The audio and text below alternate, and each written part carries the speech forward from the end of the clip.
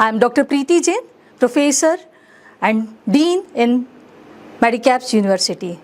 In this series, we will start with the water introduction, sources and impurities.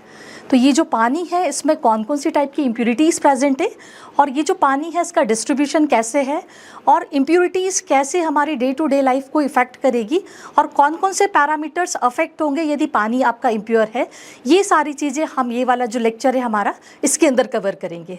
तो जो पानी है यदि हम इसका डिस्ट्रीब्यूशन देखें तो टोटल डिस्ट्रीब्यूशन यदि 100% माने तो जिसमें से 75% पानी जो है वो पोलर आइस केप्स के फॉर्म में लॉक्ड है और जो 25% वाटर है वो अवेलेबल है इन the form of surface water. लेकिन ये जो सरफेस वाटर है यदि आप देखेंगे कि सरफेस वाटर में से भी यदि 96.5% जो वाटर है वो हमारा ओशियन के फॉर्म में है और रिमेनिंग जो वाटर है ओनली 3.5% वाटर जो है वो है हमारा फ्रेश वाटर। ये जो फ्रेश वाटर है यही पानी हमारे पास अवेलेबल है for doing our different activities. ये जो पानी है कैसे अवेलेबल है, you can see the chart. These are the sources of surface water which are present on our earth. यदि हम देखें कि जो सरफेस वाटर है इसको हम डिवाइड कर दें, सरफेस वाटर, रेन वाटर या अंडरग्राउंड वाटर, तो या ये स्प्रिंग्स के फॉर्म में होगा, वेल्स के फॉर्म में होगा या ट्यूब वेल्स के फॉर्म में होगा। जो फ्लोइंग वाटर है वो नॉर्मली स्ट्रीम्स के फॉर्म में, रिवर्स या सी के फॉर्म में प्रेजेंट होगा। और जो स्टिल वाटर है, जो पानी बहता नहीं है, उसको हम बोलते हैं स्टिल वाटर।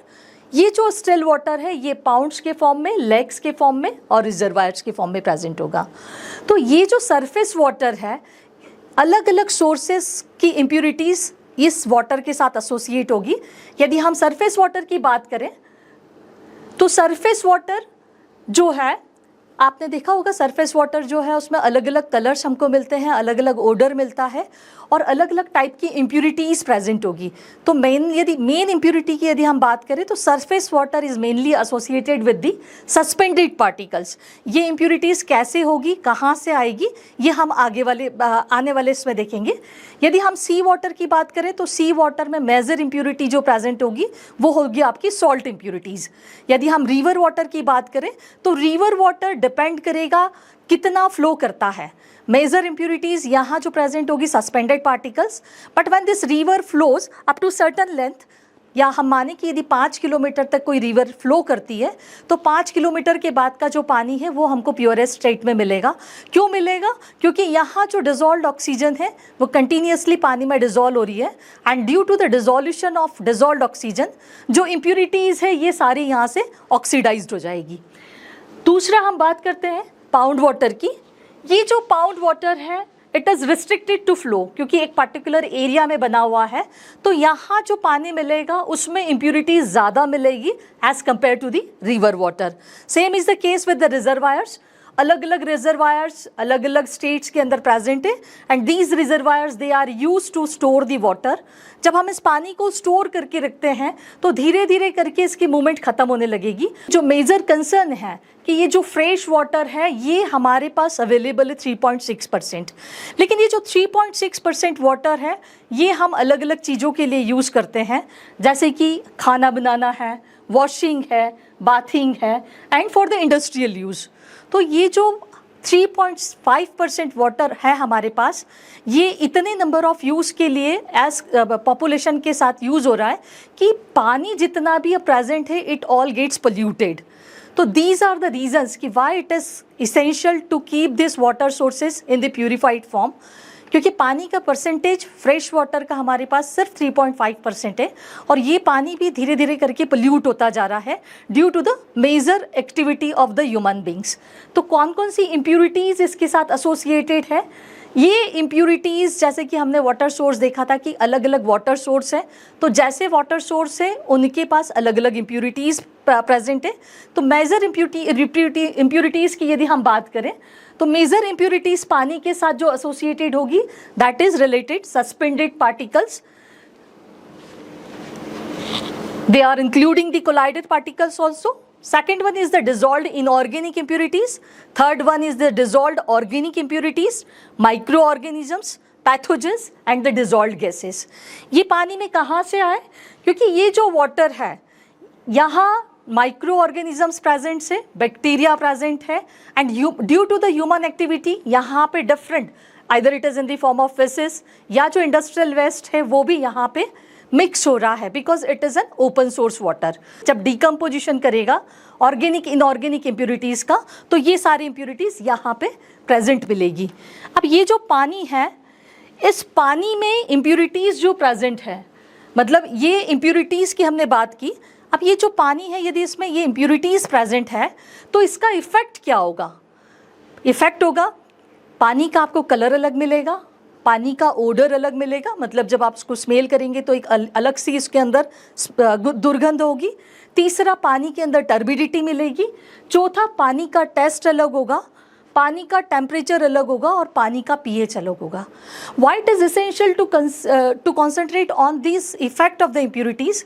क्योंकि जो सरफेस वाटर है, this is the water which is supplied by the municipal corporation, और यही ऐसा पानी है जो हम हमारी डिफरेंट एक्टिविटीज़ के लिए यूज़ करते हैं, पीने के लिए यूज़ करते हैं। तो यदि हम देखें कि कैसा पानी हम पीने के लिए यूज़ कर सकते हैं, तो हम क्या बोलते हैं? पानी colourless, odourless, tasteless and free from bacteria होना चाहिए यदि हम ये पानी को यूज़ कर रहे हैं फॉर ड्रिंकिंग पर्पस। तो यहाँ यदि हम देखें कि यदि पानी का कलर अलग है, आपने मैक्सिमम टाइम देखा होगा नदियों को कि नदी का पानी कभी एकदम रेडिश दिखेगा, कभी ब्राउनिश दिखेगा या कभी ग्रीनिश दिखेगा। तो what are the factors which are responsible for the different colours of the river water और द सरफेस वाटर? तो यदि हम कलर की बात करें तो नॉर्मली ये जो कलर है, ब्राउन कलर आपको मिलता है, येलोइश ब्राउन कलर नॉर्मली जो मिलेगा वो मिलेगा आपको कुछ मेटल आयंस के कारण। येलोइश कलर नॉर्मली मिलता है आपका क्रोमियम की वजह से। देन यदि आपका येलोइश रेड कलर है, इसका मतलब है कि पानी में आयरन की क्वांटिटी ज़्यादा प्रेजेंट है। पानी यदि ग्रीनिश मिल रहा है तो इसका मतलब है कि यहाँ पे अलगी का फॉर्मेशन ज़्यादा हुआ है। तो कलर से भी हम आइडेंटिफाई कर सकते हैं कि किस टाइप की इम्प्यूरिटीज़ ये जो सरफेस वाटर है इसमें एसोसिएट होगी। दूसरा फैक्टर आता है हमारा ओडर। ओडर मतलब कि जब वाटर सोर्स है, इसमें अलग अलग टाइप की स्मेल्स मिलेगी आपको। तो ओडर एक चीज़ ये बताता है कि पानी जो है इसमें डिज़ोल्व्ड ऑक्सीजन का परसेंटेज कम है और इम्प्यूरिटीज़ का परसेंटेज ज़्यादा है। मतलब पानी में यदि 8 ppm से कम की डिज़ोल्व्ड ऑक्सीजन प्रेजेंट है, then this water can not be used as a portable water, या ये जो पानी है इसको हम पीने के लिए यूज़ नहीं कर सकते हैं। तो ओडर मतलब जो इम्प्यूरिटीज़ है वो डिकम्पोज करके एक तरीके का ओडर प्रोड्यूस कर रही है। जब आपका एनोरोबिक रेस्पिरेशन होगा उस समय ये जो ओडर है इसका परसेंटेज ज़्यादा होगा, क्योंकि माइक्रो ऑर्गेनिजम्स या जो बैक्टीरिया है एनारोबिक रेस्पिरेशन करेगा और उस समय जो फॉर्मेशन होता है गैसेस का, it is in the form of ammonia, H2S, alcohol and methane. So this is the reason for the odour of the water. Turbidity, micro organisms पानी में प्रेजेंट है। ये जो माइक्रो ऑर्गेनिजम्स है ये जब डिकम्पोजिशन करेंगे they lead to the formation of suspended particles, और वो जो छोटे छोटे पार्टिकल्स है उसी के कारण पानी के अंदर टर्बिडिटी दिखेगी। डॉट डॉट्स इस तरीके का जो पानी है टर्बिड दिखेगा। यदि हम टेस्ट की बात करें, अगेन जो टेस्ट है ये पानी का फॉर्मेशन हुआ है हमारा due to the collection of the rain water. जो रेन वाटर है ये जब आपका परकोलेट करता है सॉइल के अंदर या जब रिसोर्सेस में जाके डिपॉजिट होता है तो वहाँ पे सॉइल में जो चीज़ें प्रेजेंट है वो जाके पानी में मिक्स हो जाएगी और ये पानी के अंदर अलग अलग टेस्ट कॉज करेगी। कभी आपने देखा होगा कि पानी का जो टेस्ट है एकदम कड़वा हो रहा है, या कभी कभी पानी का टेस्ट एकदम सोपी सा टेस्ट है, या कभी कभी पानी का टेस्ट हमको एकदम बिटर लगता है, या कभी हमारे पानी का टेस्ट जो है आपका पैलेटेबल मतलब कि कड़वे के साथ साथ कुछ पैलेटेबल मतलब कुछ अलग सा टेस्ट हमको मिलेगा। तो पानी का जो टेस्ट है, यदि पानी का टेस्ट बीटर है इसका मतलब है कि यहाँ पे जो मेटल आयंस है, मैग्नीज है, लाइम है, ये ज़्यादा क्वांटिटी में प्रेजेंट है। यदि पानी आयरन भी प्रेजेंट हो सकता है और ये सारे मेटल्स हमारे कहाँ से आए हैं?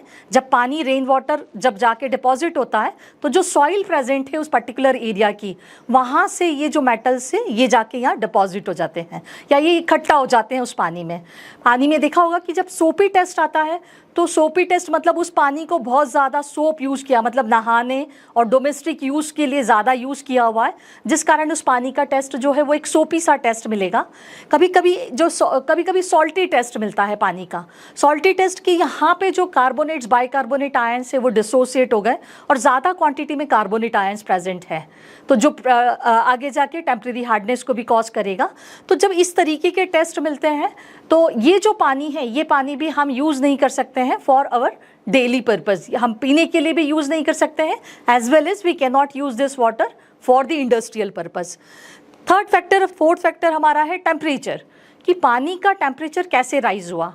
तो आपने देखा होगा मैक्सिमम टाइम जो इंडस्ट्रीज़ है they are establish near the water resources, और वो क्या करती है, हम उनकी इंडस्ट्री का जो एफ्लुएंट है वो directly without any treatment and without considering the temperature वो डायरेक्टली फ्लो करवा देती है वाटर रिसोर्स में जो नियर बाई वाटर सोर्स है।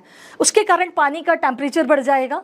टेम्परेचर यदि ज़्यादा है तो जो एक्वेटिक लाइफ वहाँ प्रेजेंट है वो अफेक्ट होगी, और एक्वेटिक लाइफ जब ज़्यादा क्वांटिटी में अफेक्ट होगी तो वो क्या करेगी, वहाँ पे dead and decay composite material ज़्यादा क्वांटिटी में मिलेगा।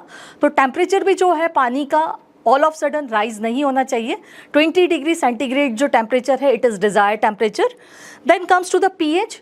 यदि आसपास जो इंडस्ट्री है वो कोई केमिकल इंडस्ट्री है, फार्मास्यूटिकल इंडस्ट्री है, तो ऐसी इंडस्ट्रीज़ मैक्सिमम टाइम अपना जो वेस्ट है without treatment they directly dump in the near by water resources. तो इसके कारण क्या होगा, सपोज इंसेक्टिसाइड इंडस्ट्री है, केमिकल इंडस्ट्रीज़ है या फार्मास्यूटिकल इंडस्ट्रीज़ है, तो इन सब से जो वेस्ट निकल के आएगा वो पानी के पीएच को कम कर देगा। ऐसा पानी जब हम किसी चीज़ के लिए यूज़ करते हैं तो वहाँ पे maximum time it leads to the corrosion. तो ये जो था ये था हमारा कि कौन कौन से टाइप की इम्प्यूरिटीज़ पानी में प्रेजेंट है और कौन से टाइप की इम्प्यूरिटीज़ क्या इफ़ेक्ट करेगी और कैसे इन इम्प्यूरिटीज़ को हम रिमूव करें। आने वाली सीरीज़, आने वाले लेक्चर में हम ये देखेंगे कि यदि ये पानी म्युनिसिपल कॉरपोरेशन प्रोवाइड करता है तो म्युनिसिपल कॉरपोरेशन की क्या क्या रिस्पॉन्सिबिलिटी है, जिन इम्प्यूरिटीज़ के लिए अभी हमने बात की है वो उन इम्प्यूरिटीज़ को कैसे रिमूव करता है। Thank you very much.